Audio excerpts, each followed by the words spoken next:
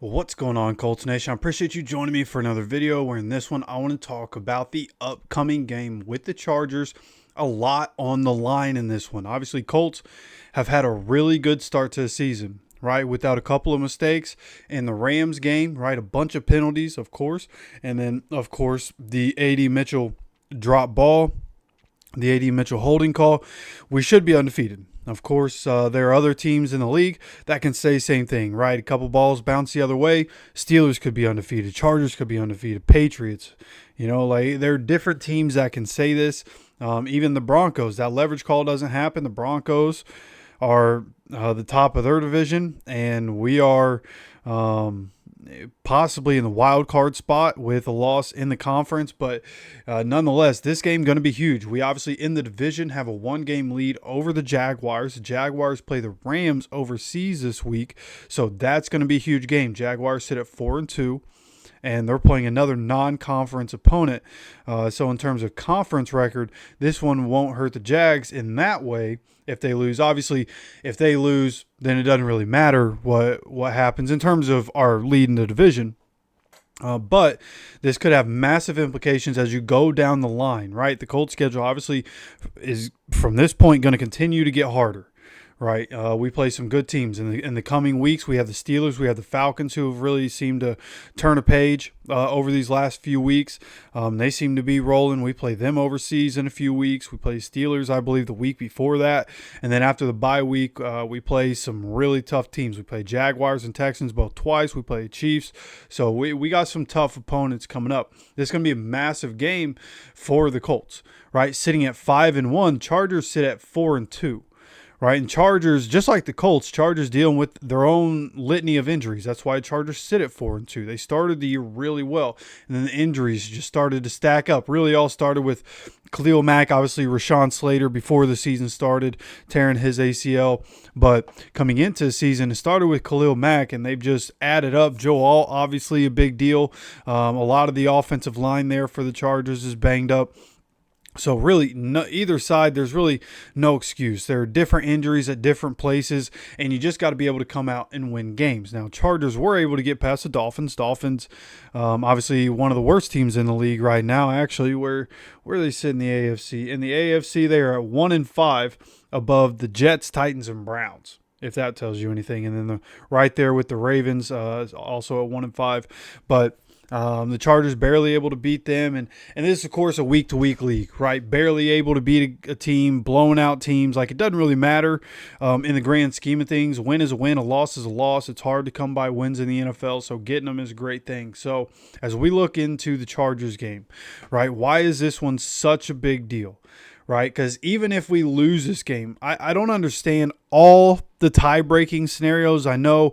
Again, the reason why we were tied with the Jaguars in record, we were still on top of the division and still on top of the AFC, was because of the conference record, right? Looking at the conference record, we haven't lost a game in the conference yet. The Jaguars are 2-1 in the conference, right? That's why we were above them.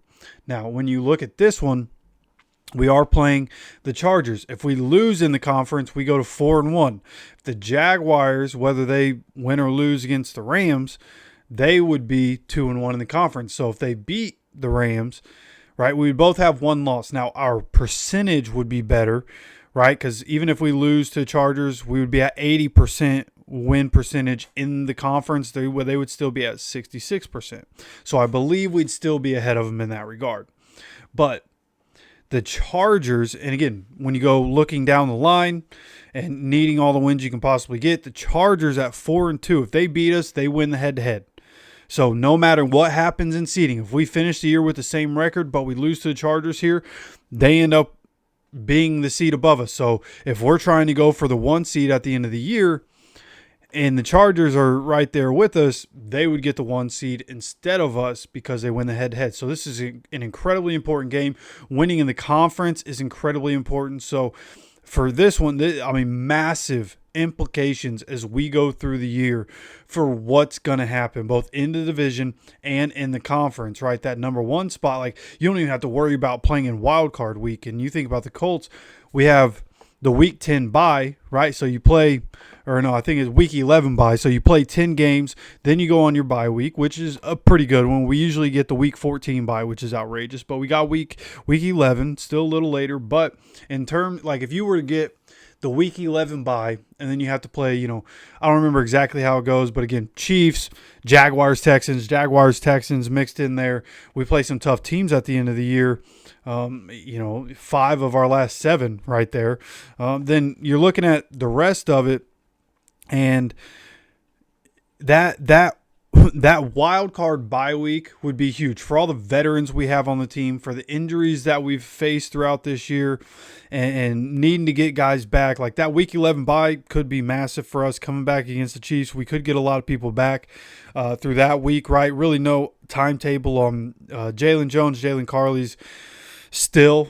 Shane Steichen's still not giving us any sort of timetable of, it's going to be a few weeks. For Carly's, it could be weeks, it could be months. We really have no idea what it's going to look like for any of these guys. So the week 11 bye could be huge, but then that bye week for wild card, you obviously you get to an automatic advancement. Then you play the worst team remaining, which at that point they're playoff teams. So saying the worst team is not saying a whole lot, but right, the lowest seeded team is what you're going to be playing if you're the 1 seed. So it's massive to be able to get that. And where the Colts are right now, like the Steelers, we play Steelers in a few weeks. Right now they're 4-1. They've already had their bye week, but they're 4-1. They haven't lost in the conference. So, and I know I believe they play the Packers this week. Pretty big game for both sides right there.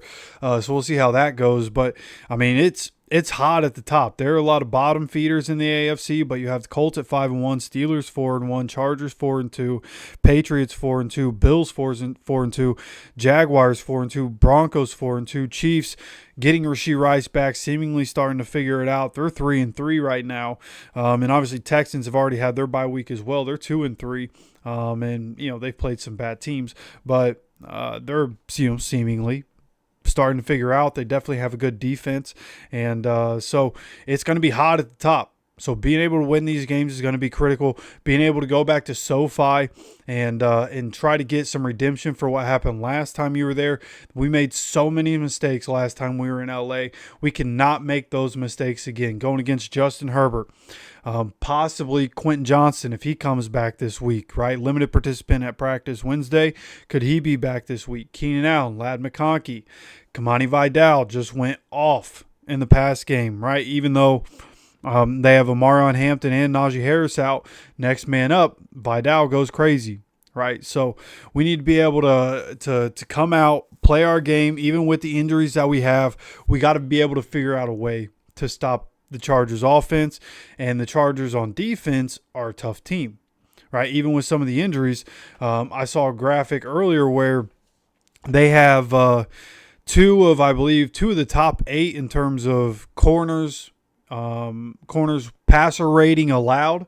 They have 2 of the top 8, right? So this is going to be a test. This is going to be a test for the offense, who has passed all the tests so far, right? Obviously shot themselves in the foot a lot against the Rams, but should have scored 34 points there.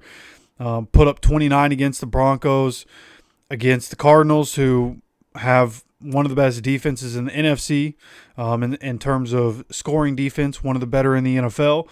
And they were able to put up, 31 points. So coming into this one, this is going to be definitely a test, and this is going to be a huge game in terms of the ramifications that it has as we continue to go forward in the season. So this is a big-time game, man.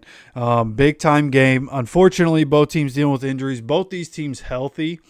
This would be it's going to be a really good game anyways, I think, but it would be like a marquee matchup. Both these teams healthy. Like if we meet this team in the playoffs and both teams are able to get a lot of guys healthy, like this has a chance to be like the game of the playoffs. Like 2 really good teams, 2 good coaches, right? Shane, I think, is taking a step forward as a head coach, right? 3rd-year head coach.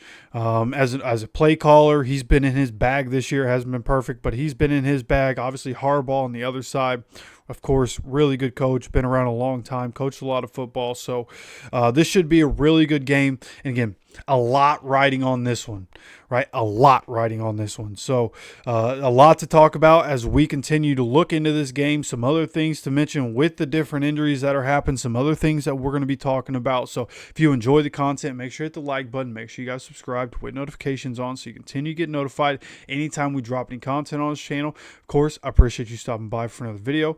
And as always, take care of yourself, take care of each other, and go Colts.